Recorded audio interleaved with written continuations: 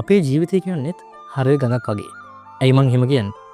ගඟ වුණත් මොන බාධකයාවත් ගලාගෙන යනවා. ඒ බාධක වලට මුහුණ දීලා කඳු හෙල් වලින් වැටිලා යද්දි තමයි ගඟ උනත් ඊටම ලස්සනට ගලන්නේ.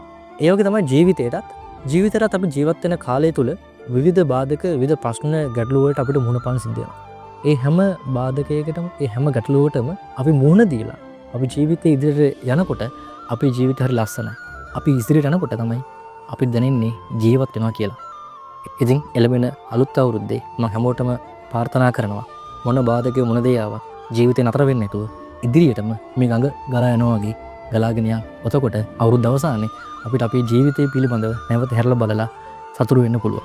හැමෝටම සුබ අලුත් අවුරුද්දක් වේවා.